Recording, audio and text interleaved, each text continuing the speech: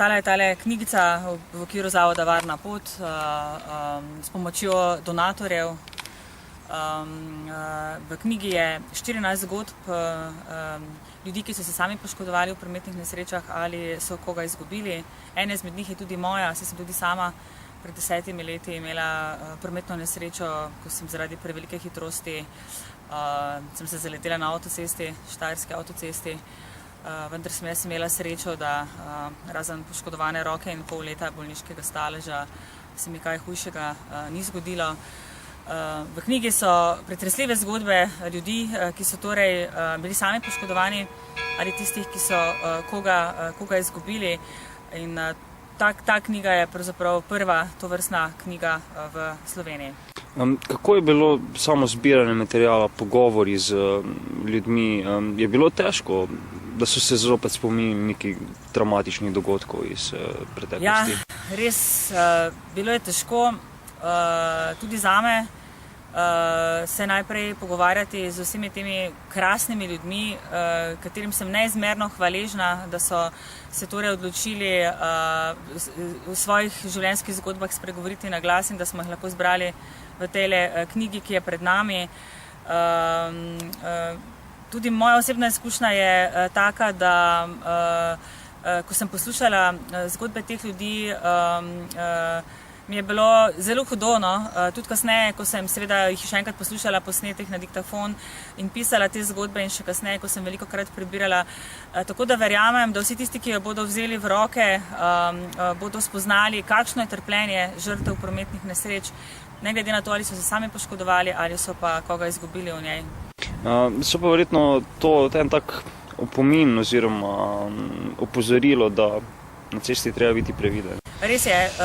Knjiga je nekako nastala, sva se pač z Robijem pogovarjala, da bi bilo seveda krasno te zgodbe teh ljudi, vsaj nekatere od njih dati v knjigo.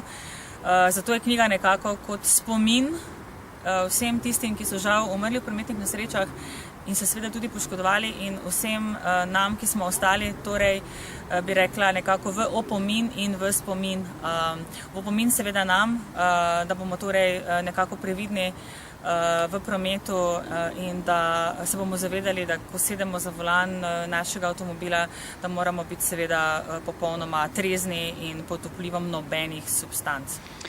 Omenili si že, zavod Varna pot deluje 6 let. Predvsem preventivno delujete verjetno in pa se pogovarjate z samimi žrtvami.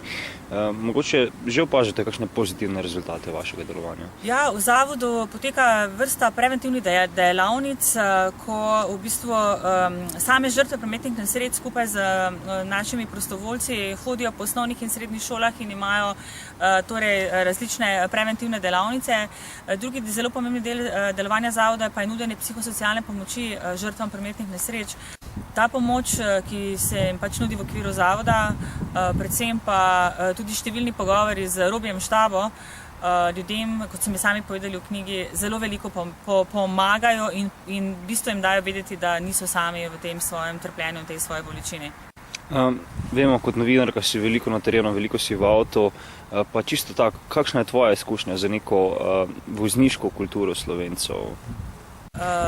Ja, opažam, da še vedno obstajajo vozniki, ki ne spoštujejo prometnih predpisov, ko gre za nevarna prehitevanja, vožnje v škarje in tako naprej. Tako da, če pa recimo gremo samo v sosednjo Hrvaško, Italijo ali Avstrijo, pa se potem verjetno ti isti vozniki vedejo povsem drugače. V bistvu pravzaprav ne razumem. Imamo ene najstrožjih kazni v Evropi za cestnoprometne prekrške, po drugi strani pa imamo še vedno kršitelje, ki ponavljajo prekrške ali celo kazniva dejanja. Želim pač to reči, da je na vsakem od nas, da vsak pri sebi se odloči in premisli, kakšen voznik bo. In predvsem to, da odrasli, da smo vzgled mlajšim, to se pravi otrokom in mlajšim voznikom, kako vozimo, kajti če bomo mi vozili po predpisih in pravilno, bomo takšen vzgled tudi mlajšim generacijam za nami.